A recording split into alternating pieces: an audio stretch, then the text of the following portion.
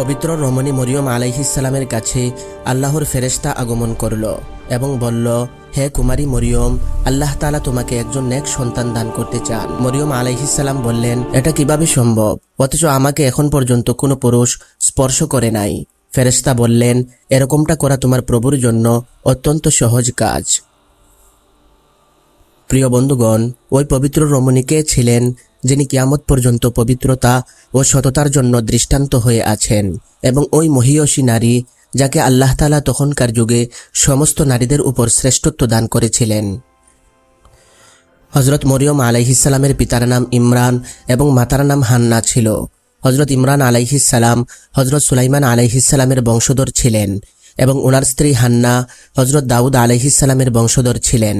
হযরত ইমরান আলাইহিসসালাম বনী ইসরাইলদের মধ্যে অত্যন্ত ক্ষুধাবিরু, পরহেজগার এবং ইবাদতগুজার ছিলেন। এজন্য মানুষেরা তাকে মসজিদে আকসার ইমামতির দায়িত্ব দিয়েছিলেন। এদিকে তার স্ত্রী হান্নার কোনো সন্তানাদি ছিল না। একদিন তিনি গাছের ডালে একটি পাখিকে দেখলেন, যে পাখিটি তার বাচ্চাদেরকে আদর সোহাগ করছিল এবং খাবার খাওয়াচ্ছিল। এই দৃশ্য দেখে হযরত হান্নার মনটা ভরে গেল এবং তিনি আল্লাহর কাছে সন্তানের জন্য দোয়া করলেন। ফলে আল্লাহ তাআলা তার দোয়া কবুল করলেন। হযরত মরিয়ম আলাইহিসসালামের জন্মের পূর্বে তার মা মানত করেছিলেন যে তিনি তার সন্তানকে জন্মের পর বাইতুল মুকাদ্দাসের খেদমতের জন্য ওয়াকফ করে দিবেন।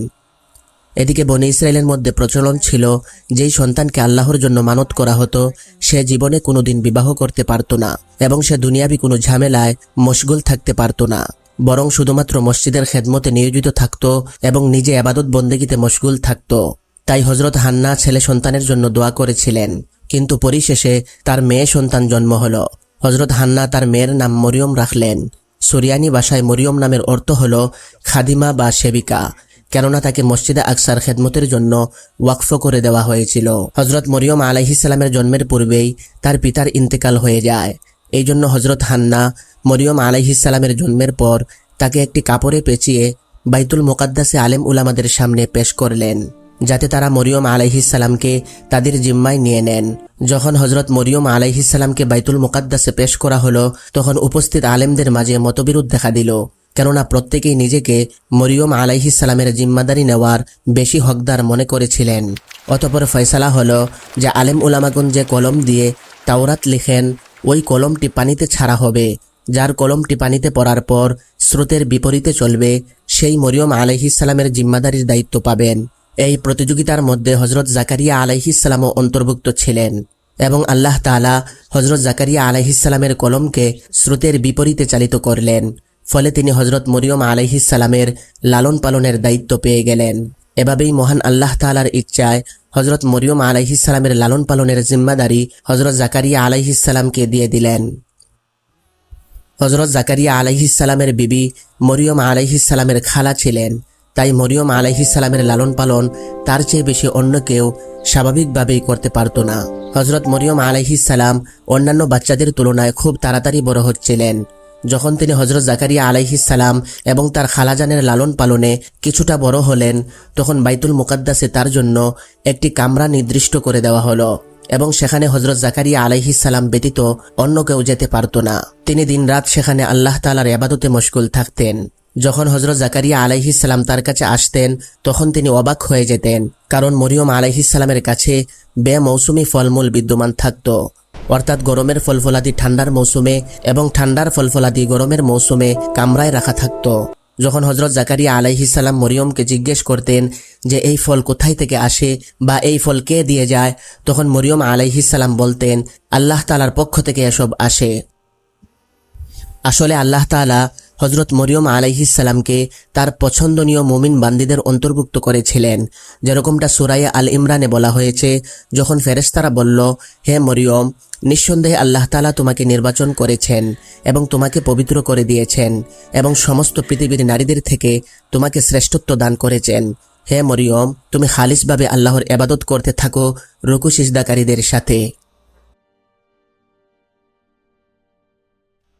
আসলে হযরত মরিয়ম আলাইহিসসালামকে যেই কারণে নির্বাচন করা হয়েছিল তার বাস্তবায়ন তখনও বাকি ছিল। তিনি দিনরাত আল্লাহ তাআলার ইবাদত বন্দেগীতে মশগুল থাকতেন। এমনকি বনী ইসরাইলদের মধ্যে এটা প্রসিদ্ধ হয়ে গেল যে মরিয়ম আলাইহিসসালাম অত্যন্ত পরহেজগার, ইবাদতগুজার এবং পাক পবিত্রা নারী। ফলে সমস্ত মানুষেরা মরিয়ম আলাইহিস সালামকে অনেক শ্রদ্ধা করতেন। অতঃপর সেই সময়টি আসলো যখন হযরত জিবরিল আলাইহিস সালাম মরিয়ম আলাইহিস সালামের কাছে আগমন করল। মরিয়ম আলাইহিস সালাম একজন পরপুরুষকে কামরার মধ্যে দেখে বিচলিত হয়ে গেলেন, কারণ জিবরিল আলাইহিস সালাম তার কাছে মানুষের রূপে এসেছিলেন। হযরত মরিয়ম আলাইহিস সালাম জিবরিলকে দেখে বললেন, তুমি যদি আল্লাহ তাআলাকে স্বীকারকারী কোনো মানুষ হও তাহলে আমি তোমার কাছে আল্লাহর ওয়াস্তে আশ্রয় কামনা করছি। হযরত জিবরিল আলাইহিস সালাম তাকে সান্ত্বনা দিতে গিয়ে এবং আল্লাহর পয়গাম পৌঁছাতে গিয়ে বললেন, আমি তোমার পালনকর্তার গোলাম, আমাকে এজন্য পাঠানো হয়েছে যাতে তোমাকে একজন পাক পবিত্র সন্তান দেওয়া যায়। কুমারী মরিয়ম আলাইহিস সালাম অবাক হয়ে জিজ্ঞেস করলেন, একজন অবিবাহিতা নারীর কিভাবে সন্তান হতে পারে, অথচ আমাকে কোনো পুরুষ এখন পর্যন্ত স্পর্শ করেনি এবং আমি কোনো খারাপ চরিত্রের নারীও নই।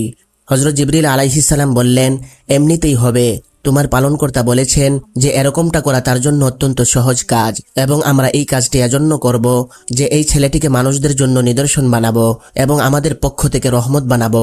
অতঃপর হযরত জিবরিল আলাইহিস সালাম বিবি মরিয়মকে ফু দিলেন, যার ফলে মরিয়ম আলাইহিস সালাম গর্ভবতী হয়ে গেলেন। যখন হযরত মরিয়ম আলাইহিস সালাম গর্ভবতী হলেন তখন এই খবর বনী ইসরাইলদের মধ্যে ছড়িয়ে পড়ল। ফলে তার উপর ভিত্তি করে অধিকাংশ মানুষ জাকারিয়া আলাইহিস সালামের ঘরে আসা যাওয়া বন্ধ করে দিল এবং তার উপর বিভিন্ন অভিযোগ ও অপবাদ দিতে শুরু করল। হযরত মরিয়ম আলাইহিস সালাম বাইতুল মুকাদ্দাস থেকে বের হয়ে গেলেন এবং বহুদূরে একটি জায়গায় গিয়ে আশ্রয় নিলেন। তিনি সেই জায়গায় একাকী অবস্থান করছিলেন। হঠাৎ একদিন তার প্রসব বেদনা শুরু হলো। তিনি একটি গাছের সাহায্য নিলেন।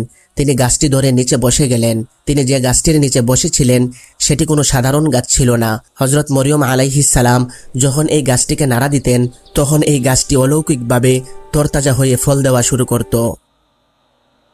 হযরত মরিয়ম আলাইহিস সালাম প্রসব ব্যথায় অতিষ্ঠ ছিলেন এবং তার উপর বদনামের বোঝা ছিল। ফলে এক পর্যায়ে তিনি আতঙ্কিত হয়ে বলে ফেললেন, আফসোস, যদি এরকম পরিস্থিতি আসার আগে আমার মরণ হয়ে যেত তাহলে ভালো হতো। অতঃপর এই মুশকিল সময়ে আল্লাহ তাআলা মরিয়ম আলাইহিস সালামের পায়ের কাছে একটি নহর প্রবাহিত করে দিলেন। অতঃপর আল্লাহ তাআলা ঘোষণা দিলেন, হে মরিয়ম, তুমি গাছ থেকে খেজুর খাও এবং পানি পান করো যাতে তোমার শরীরে শক্তি অর্জন হয়। অতঃপর তোমার সন্তানকে দেখে তোমার চক্ষু শীতল করো। অতঃপর এই পৃথিবীতে হযরত ঈসা আলাইহিস সালাম ভূমিষ্ঠ হলেন। মরিয়ম আলাইহিস সালাম তার সন্তানকে নিয়ে সম্প্রদায়ের মানুষদের কাছে গেলেন। সম্প্রদায়ের লোকেরা তার কোলে বাচ্চা দেখে অত্যন্ত রাগান্বিত হলো এবং বিভিন্ন অপবাদ দেওয়া শুরু করলো। চতুর্দিক থেকে মানুষেরা তাকে নিয়ে মজা করতে লাগলো। পরিস্থিতি যখন সীমা অতিক্রম করলো তখন মরিয়ম আলাইহিস সালাম বাচ্চার দিকে ইশারা করে বললেন, তোমরা আমাকে গালমন্দ না করে তার সাথেই কথা বলে নাও, তোমাদের সমস্ত প্রশ্নের উত্তর পেয়ে যাবে। তখন মানুষেরা বলল, একজন দুধ পানকারী বাচ্চা আমাদের প্রশ্নের জবাব কিভাবে দেবে? অমনি হঠাৎ করে ঈসা আলাইহিস সালাম কথা বলতে শুরু করলেন। ঈসা আলাইহিস সালাম বললেন, নিঃসন্দেহে আমি আল্লাহর একজন বান্দা, আমাকে তিনি কিতাব দিয়েছেন এবং তিনি আমাকে নবী হিসাবে মনোনীত করেছেন এবং আমাকে পৃথিবীবাসীর জন্য বরকতময় বানিয়েছেন এবং আমাকে নামাজ ও জাকাতের ওসিয়ত করে দিয়েছেন। আমি যতদিন জীবিত আছি আমার মায়ের সাথে নেককার হিসাবেই থাকব। আমাকে বদকার বানানো হয়নি এবং আমার উপর সালাম বর্ষিত হবে যেদিন আমার মৃত্যু হবে এবং যেদিন আমার জন্ম হয়েছে এবং যেদিন পুনরায় জীবিত হয়ে উত্থিত হব। হযরত মরিয়ম আলাইহিস সালাম ঈসা আলাইহিস সালামকে নিয়ে মিশরে চলে গেলেন। যখন ঈসা আলাইহিস সালামের বয়স 13 বছর হলো তখন তিনি বাইতুল মুকাদ্দাসে ফিরে আসলেন। ইতিহাসে হযরত মরিয়ম আলাইহিস সালামের মৃত্যু 35 খ্রিস্টাব্দ এবং তার বয়স 51 বছর লেখা হয়েছে। ইসলাম ধর্ম ব্যতীত ক্যাথলিক এবং অর্থোডক্স খ্রিস্টানরা হযরত মরিয়ম আলাইহিস সালামকে অত্যন্ত সম্মানের দৃষ্টিতে দেখেন এবং মরিয়ম আলাইহিস সালাম ওই মহিয়সী নারী ছিলেন যার নাম পবিত্র কুরআনুল কারীমের মধ্যে উল্লেখ করা হয়েছে এবং বাইবেলের পুরাতন কপিগুলোতেও বিদ্যমান রয়েছে। হযরত আয়েশা রাদিয়াল্লাহু তাআলা আনহু থেকে বর্ণনা যে নবী করিম সাল্লাল্লাহু আলাইহি ওয়াসাল্লাম ইরশাদ করেছেন, জান্নাতের মধ্যে আমার বিবাহ মরিয়ম বিনতে ইমরান এবং মূসা আলাইহিস সালামের বোন এবং ফেরাউনের স্ত্রী আসিয়ার সাথে হবে।